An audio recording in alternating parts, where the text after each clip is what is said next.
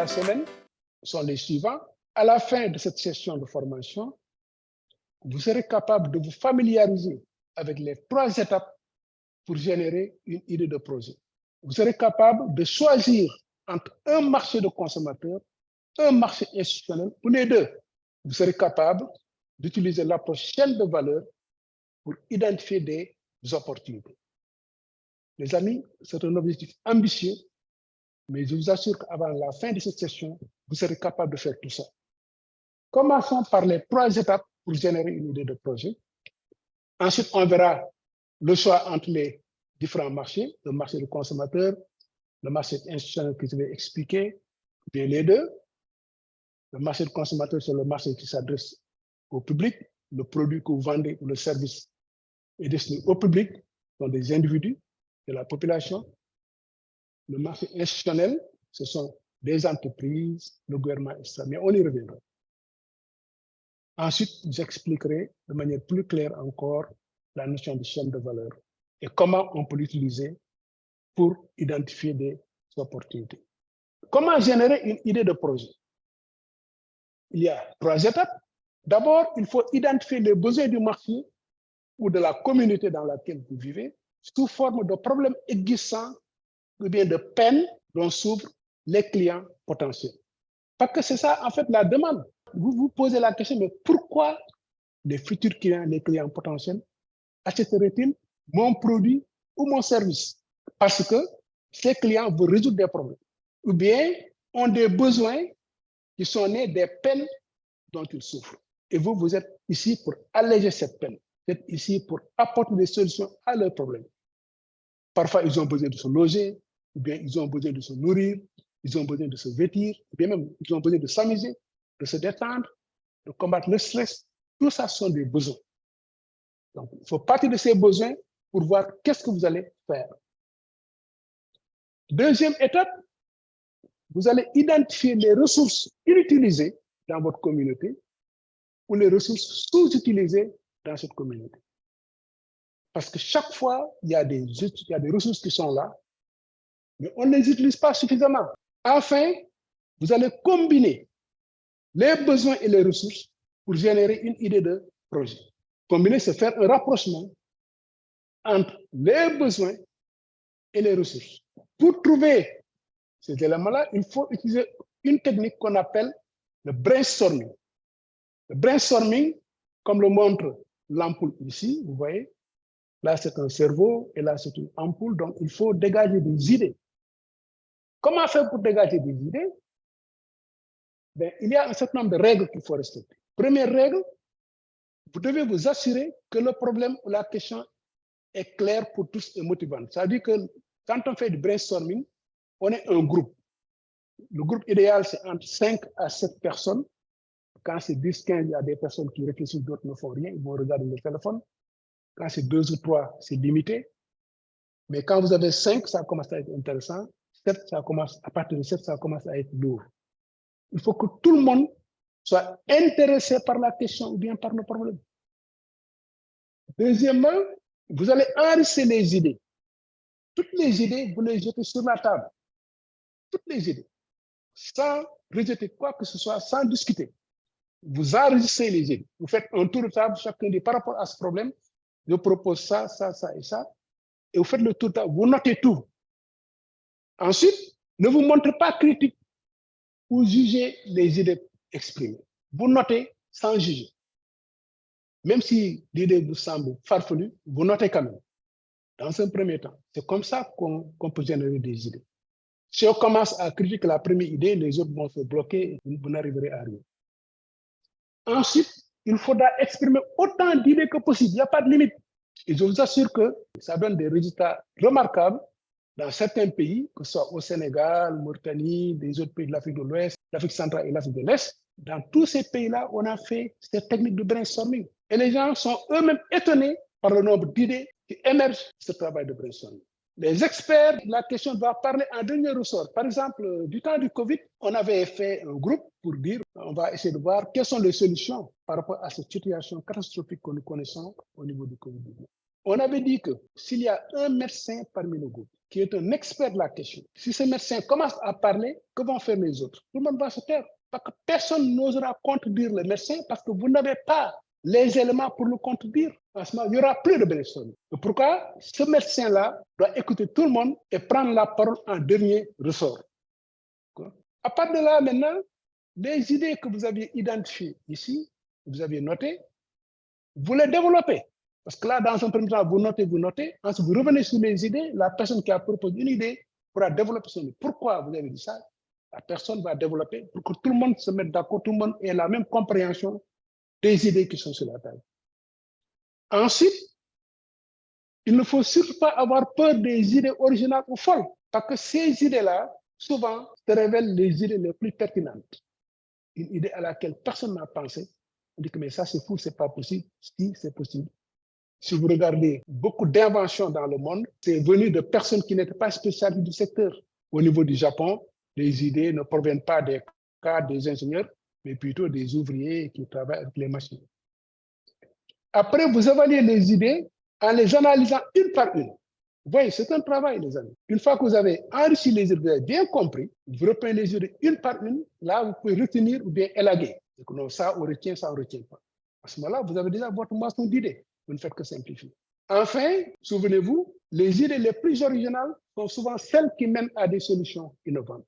Il faudra bien retenir ces règles de brainstorming. Vous pouvez prendre une photo ou bien une capture d'écran par rapport à ces règles-là. Vous les conservez. Moi, ça fait près de 40 ans que j'utilise ces règles-là. La plupart des personnes qui ont suivi nos sessions de formation de formateurs connaissent ça parfaitement et l'ont pratiqué. Et je suis vraiment très content et très fier d'ailleurs parce que souvent on a des réactions très positives, même après notre départ, les gens qui réalisent des choses merveilleuses. Maintenant, quel est le mécanisme de création d'entreprise? Alors, suivez attentivement ici, sur la base de ce que nous venons de dire, en utilisant les règles du brainstorming, nous allons lister les problèmes ou les peines de notre communauté, ou bien de notre marché, ou bien de notre segment de marché. En fonction des clients que vous ciblez, vous listez les peines, vous listez les problèmes. Donc, en faisant ce brainstorming, vous vous rendez compte que quelques problèmes qu'on peut citer, juste à titre d'exemple, hein, mais c'est un travail que vous allez faire chez vous. Je vous donnerai un exercice précis par rapport à ça. Si vous voulez véritablement générer des entreprises qui vont marcher, des entreprises innovantes. Par exemple, ici, après le brainstorming, on est arrivé à la conclusion que les problèmes de notre communauté sont le manque de mobilité, l'insécurité, la pénurie de certaines denrées de première nécessité, l'entassement des ordures qui pose des problèmes presque partout en Afrique, les cris dans l'école publique parce qu'il y a beaucoup de grèves, les grèves longues et fréquentes dans le secteur de la santé, du transport, de l'éducation, etc. Ensuite, au niveau des peines, nous avons l'expression de besoin d'une nourriture saine. On mange mal en Afrique, alors que nous avons tout pour manger de façon saine. Donc, les personnes qui sont dans ce secteur, notamment les diététiciens, ont beaucoup de travail à faire.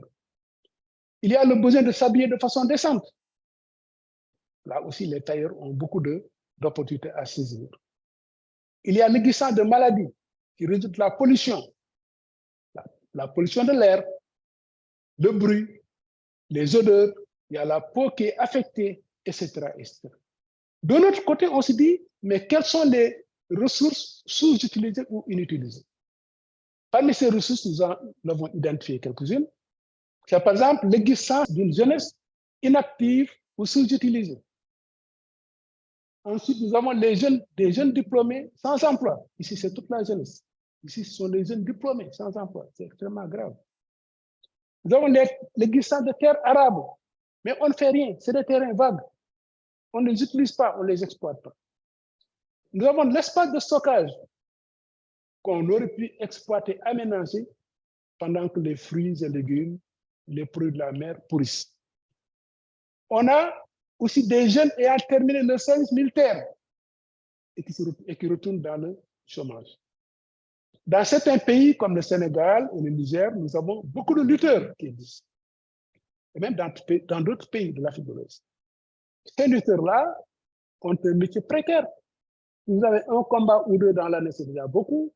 Avec ça, c'est difficile de vivre, alors que ce sont des athlètes, de véritables athlètes, qu'on aurait pu utiliser non seulement au niveau national, mais même au niveau international. Mais ça, c'est une autre dimension. Nous avons des tas d'ordures un peu partout. Regardez dans vos villes, dans différents pays africains. Si le système d'enlèvement d'ordures n'est pas efficace, c'est problématique.